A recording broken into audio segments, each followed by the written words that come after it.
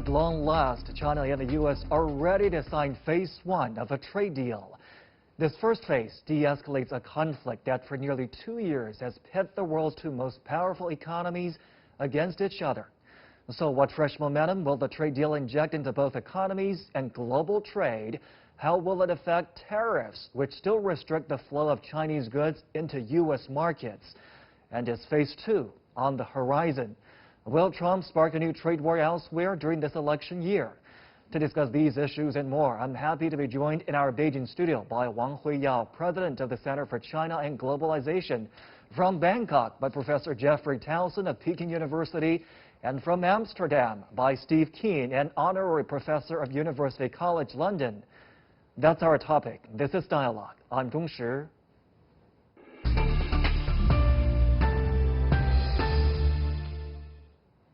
Mr. Wang, let me start with you here in our Beijing studio. It's safe to say that both sides want this deal to happen, given the damage that both sides have seen over the past, 2 years? And it's about time. We've had 2 years, almost 2 years, of frictions between China and the U.S. and the tit-for-tat actions back and forth there. But as we approach the signing of that deal, I want to get your take on what does that deal achieve? Well, I think this deal achieved in quite a several front. First, I think it has stabilized the downward spiral of the negative sentiment, particularly on the trade side, on both sides. And that has actually injected a strong confidence into the business community as to not going to see this going to go deep again into a very bad situation. So I think that's number one. Number two is that this trade deal does actually provide some parameters for both countries to work on. I mean, first of all, they solve some agricultural issues. They also address the IPR issues. They also, financial market has been largely open.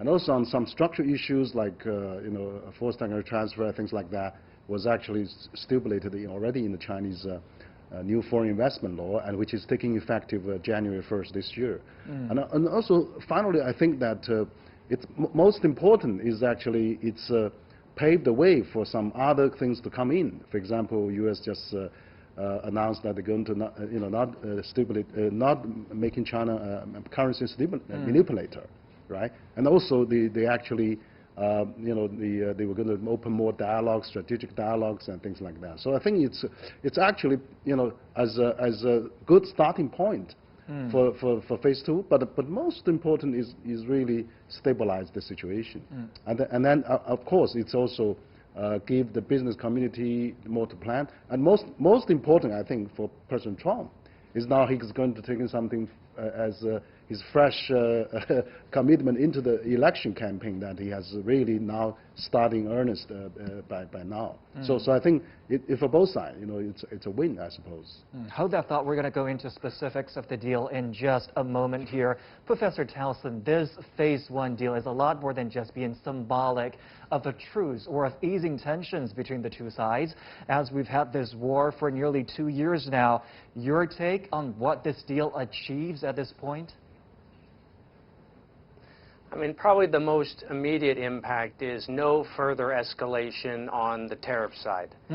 When this started out 2 years ago, we were all debating how $20 billion worth of goods being taxed was a huge deal. And now we're up at 250, 300 billion. So we're a long ways away. So the fact that there's not going to be any further escalation based on this deal, that's very, very good news. And I think the other thing that I think is probably good to be optimistic about is, the U.S. and China, a lot of this has been them learning to deal with each other because they're very different systems. And they don't have to agree on everything, but we don't want a world where they can't agree on anything at all. So it's nice that there's areas of common ground where there was some agreement on some areas. And that's a pretty nice thing to see, and I suspect we'll see more of that over time, step by step, step by step. So overall, good progress in terms of the process and no escalations coming in the near future. Professor King, coming to you now. This trade war has rattled business confidence and investment enthusiasm well beyond the two players caught up in that war. Do you share the views by our other guests here?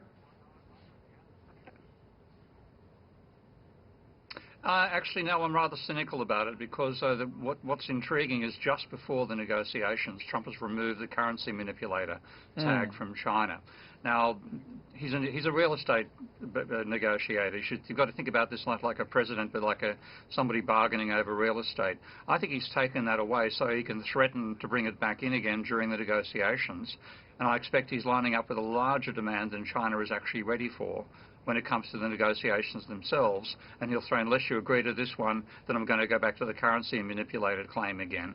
So I don't think it's any termination to the whole process. I think it's a continuation of what's been happening ever since Trump got elected. Okay, I see. Let's talk about the agriculture sector. Mr. Wang, you mentioned that U.S. farmers have obviously taken a hit as a result of retaliatory tariffs China has imposed on the U.S. The New Deal has China committed to buy more products from America, and among them, agricultural products. To what extent will that salvage U.S. farmers there? Well, I think it's certainly helped, and because the farmers actually needs to plan, they need to plant, and they need to really plan for the next year. And then, you know, those are big base for President Trump's voters, I mean, in the next election.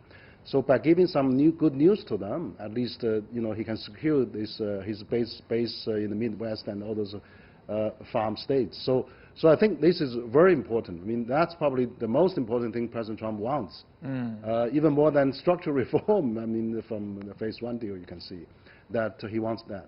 And then from Chinese side, of course, China needs you know, import anyway. You know, we need import from different parts of the world. You know, used to be quite a lot from U.S., but also now we're also buying pork from the U.S. So there's many categories.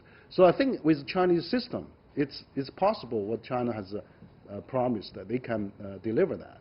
The thing is that we have to be fair to the other countries as well. So I think, you know, we have to abide by the WTO rules, and you know, so U.S. cannot push too much on that side.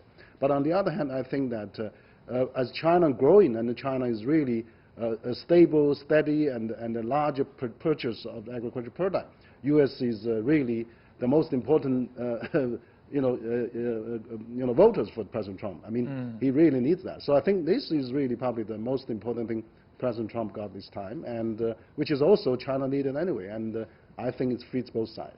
Professor King, I want to hear that from you also. U.S. farmers, of course, just one example. We're also talking about American importers of, for example, auto parts, furniture, etc. Will they get a reprieve after the signing of the deal as well?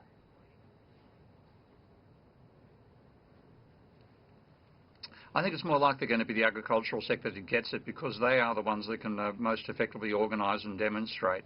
And that's the last thing Trump wants during an election year. So I think he's going to go with a high visibility side of America's exports rather than the less obvious parts. And I expect he'll bring in some sort of demand which pushes the agricultural envelope further than China's willing to go, at least at this stage. Hence the idea of having that currency manipulator tag to throw back at China if it doesn't agree to a more extensive level of agricultural imports from America than China wants to do. Professor Towson, to what extent, how important are U.S. farmers and their benefits at this stage for Trump now with the re-election on his mind? In what way will this New Deal, Phase 1 deal, help American farmers?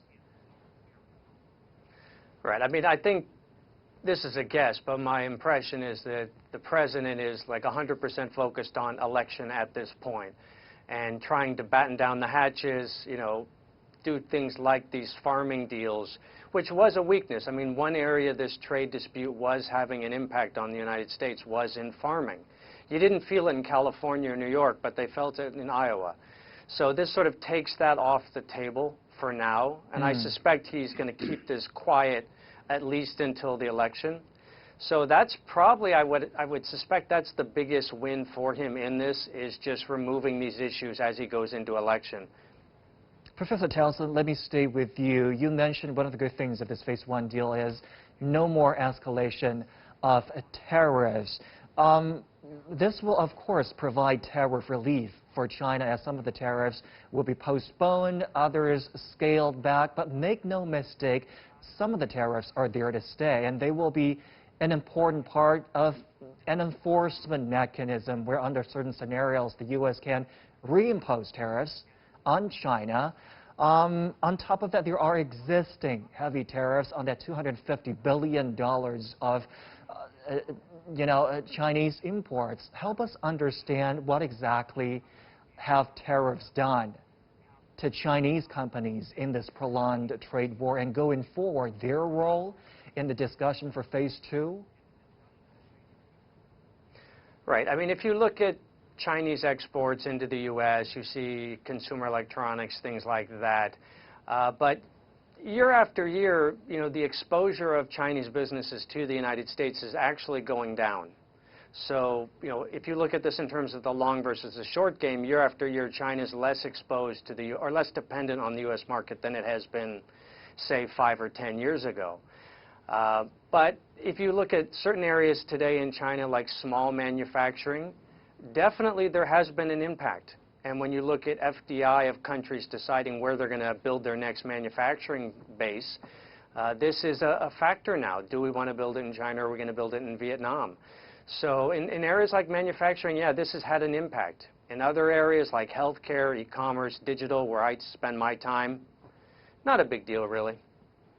Professor Keane, on the topic of tariffs, do you think the two sides will strive to lift all the tariffs that they have imposed on each other since the start of the trade war and go back to before the trade war started? No, not with Trump in control. Trump has made plenty of claims before the election, before he was elected, about tariffs are a good thing. And, I mean, his understanding of tariffs, I think, is simplistic compared to some parts of conventional economics, but conventional economics is nonsense on free trade as well. And he's not going to go back to a full free trade position. Although tariffs, he'll still keep them there. It'll be a promise about not extending them to other parts. But the main factor, I think, is that, as your previous guest said, there's a relocation of China's exports away from America towards the rest of the world. Now America is 25% of China's exports versus 44% for Asia. And there's no resolution to this at all until such time as America ceases being the reserve currency for the globe. That's what, to me, is the underlying dilemma here, because given that situation, American exports are always going to be uncompetitive compared to those of any other country, because its dollar is overvalued by being the reserve currency. Mr. Wang, people, of course, in this very long and tiresome process like to talk about which side hurts more from the tariffs, but the fact is, the simple and quick fact is, tariffs hurt both sides. Going forward, what type of role do you think tariffs will continue to play? Do you agree with Professor King there that under Trump this will still be a weapon, a leverage for the U.S. side? That appears to be his style. I mean, he comes to the president position, he has used that, and then for the last 2 years he's been constantly using that as a club for pushing the trade deal. But I think on the other hand, actually, this kind of tactic cannot be sustained for a very long period of time, because it really hurts global economy. I mean, the IMF and World Bank has so low the forecast of growth of the world economy, and most important, I think the boom the U.S. having now is because all the multinationals starting to repatriate the money they earned overseas by President Trump lowering the tax. But if those companies cannot make future gains and profits in China and elsewhere, the world economy is suffering. I mean, the temporary boom that U.S. have could not be lost. So I think, tariff is really go back to the primitive days of isolated. We are now in a globalized world, and actually, so that's really the bottom line, is that all the multinational has to really work internationally. For example, half of the Chinese export back to the United States are made by the U.S. companies. I mean, World Bank has released a report just at the end of last year. In 30, 40 years ago, 70% of the product was made 100% in one country. Now you have 80% of 80% of product made by all the countries. So made in China could be made by the world. It's really intertwined, and China is a global value chain center, and then if it really hurts that, and in the end, you're going to hurt yourself. So I don't see how they can get away in this so much intertwined contemporary world and using the old style last century mentality. So we cannot use 20th century methodology to really practice 21st century practice. So I think in that sense, tariff can work for some time, but not for all the time. It's not exactly a precision attack when you use tariffs. Others are bound to get hurt as well.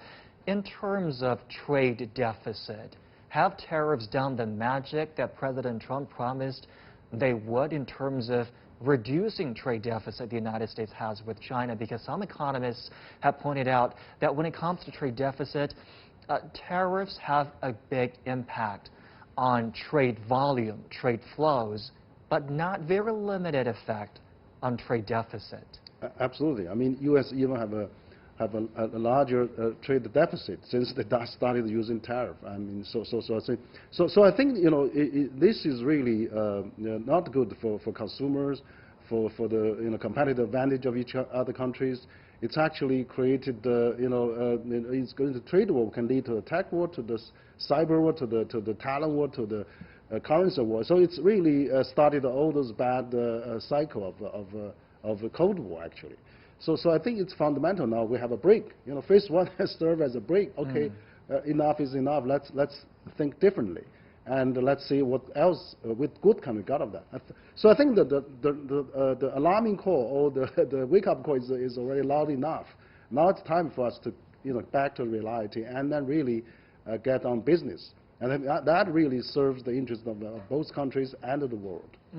Professor Towson, phase one is a break, and it's called phase one for a reason. Some people were quick to point out that these are the low-hanging fruits that both sides chose to pick, and leaving the larger and more thorny issues down the road. What will, in your opinion, what will phase two look like? And more importantly, when will that take shape? Because President Donald Trump has indicated that he is in no hurry for phase two to happen. It could happen before re-election. It could happen until after the election. Your take on that? Right. I mean, mentally, I consider this like round one, not phase one. That, we've had a good, 2 years of this, and now both parties are kind of going back to their corner and taking a break and reassessing things. And I suspect it's going to stay there for at least through the election. And then after that, who knows what's going to happen on the United States side. The issues that may come up in the future, it's hard to say because a lot of these issues that are being discussed, there aren't any obvious solutions. China is not going to change its political economic system. I mean, it's not, and neither is the United States. So a lot of the issues that are being put on the table, I mean, I don't see any likelihood of anything working out. Other issues like maybe buying more agriculture products or maybe buying more goods and services, this $200 billion number that has been mentioned that China is going to buy over the next 2 years from the U.S. above and beyond current imports. If that were to happen or not to happen, then you could see that this would open up again because there's actually a number on the table for that. But I suspect the conversation going forward is mostly going to stay on the issue of trade, tariffs, and technology, and the other issues are probably not. Professor Keen, what type of issues do you think have been tackled, not exactly resolved in phase one, and what is left to happen later in phase two? Well, phase one was really Trump using a weapon that nobody has used in international negotiations for 50 years, which is putting up tariffs. And it's more a case, again, I think the fight analogy is a very good one. They went in expecting to be fighting under the Marquis of Queensberry rules, and they found themselves in a street brawl. So it's basically the shock and awe period of those negotiations as the first stage. Now Trump is offering something of a negotiated settlement. But again, I think this is largely has to be seen in the context of the of domestic political considerations. He doesn't want this stuff disturbing his electoral campaign. So I expect it'll go quiet until after November. If he wins after November, it'll be back on, I think, with an even greater vengeance. And I can expect to see him trying to get American financial corporations into the Chinese market as well. One thing I do think that you mentioned, what would be the phase 2 that U.S. would concern. Probably they were going to talk about SOE and the subsidy and the reforms and things like that. But they probably don't realize that China is a country of a mixed economy.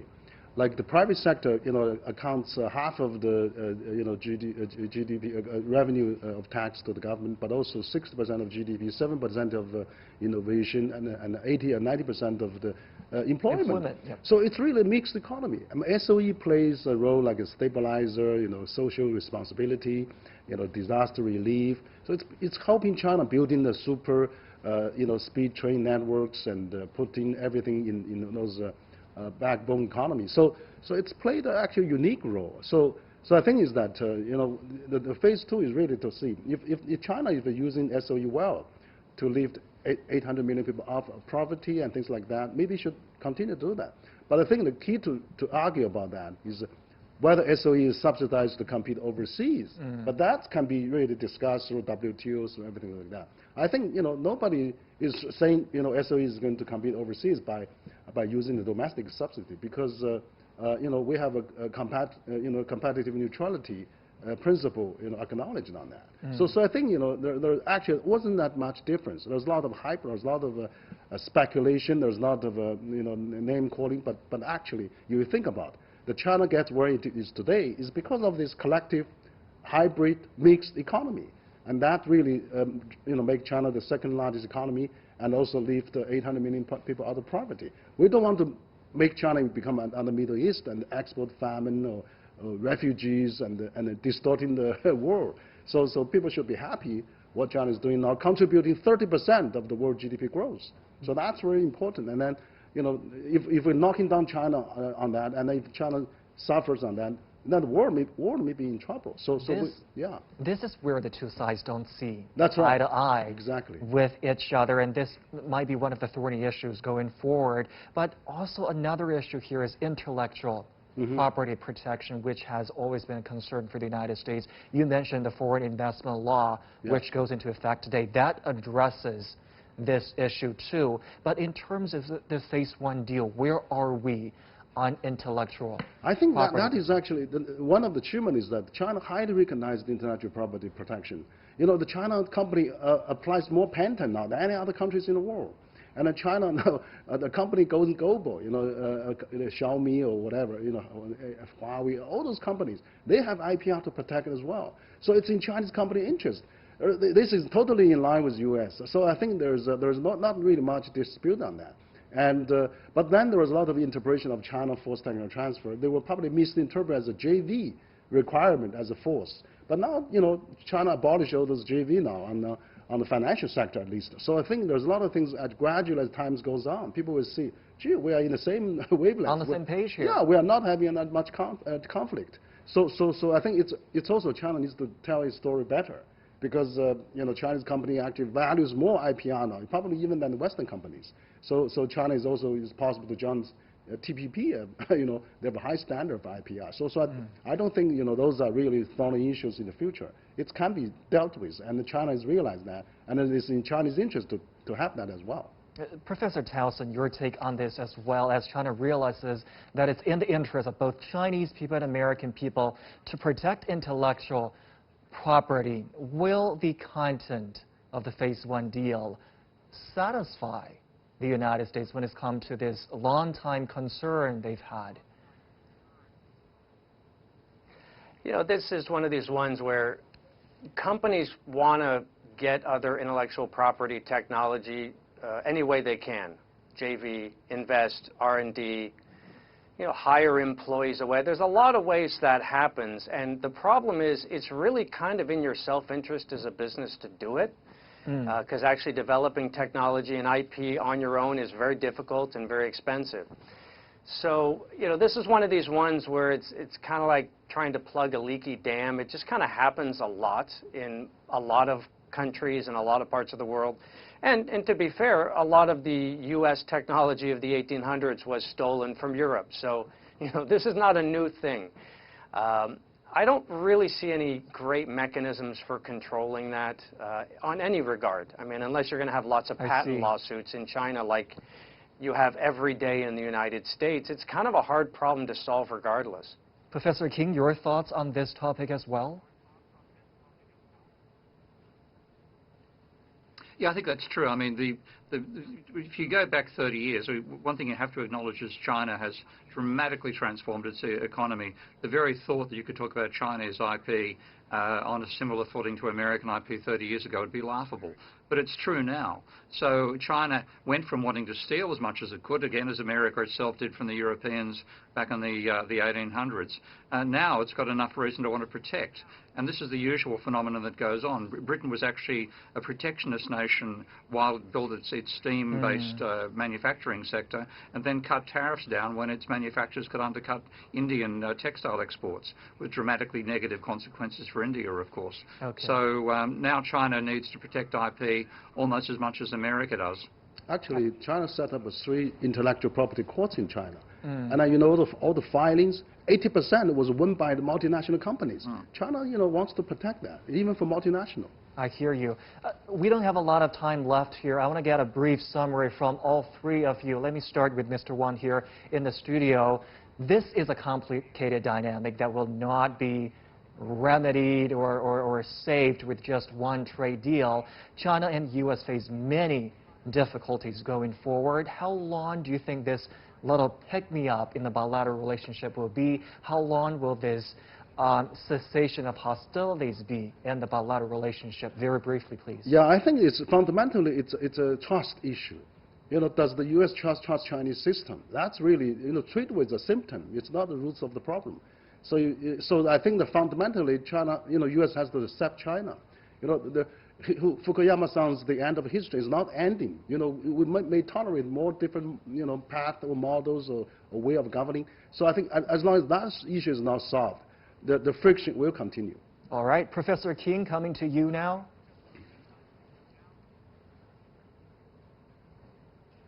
I think this is, again, a lull before a storm. I'm sure Trump will pull some trick internally about getting more agricultural exports as part of that deal with the currency manipulator tag. But it'll go quiet until after the election. If he wins the election, and I think he's still odds on that he will win the election, then it'll get even worse in the following year. To me, the most important thing China and other countries can do is start developing an alternative international currency to the US dollar. That's really the source of all these problems. We'll certainly wait and see there. Professor Towson. I think there's a lack of trust here, so both parties are going to be watching numbers. China's going to watch the tariff numbers. Did Trump keep his word and hold them? And the U.S. is going to watch these purchases of goods and services by China. Did they do the numbers or not? So I think it's all about those 2 numbers right now. All right, many thanks to all 3 of my guests today. Mr. Wan here in the studio, Professor Towson in Bangkok, and Professor Kim in Amsterdam. The 2 sides will sign that Phase 1 deal on Wednesday. We'll keep monitoring and bring you all the latest right here on CGTN. This is Dialogue. I'm Dong Shi in Beijing. Thank you for watching.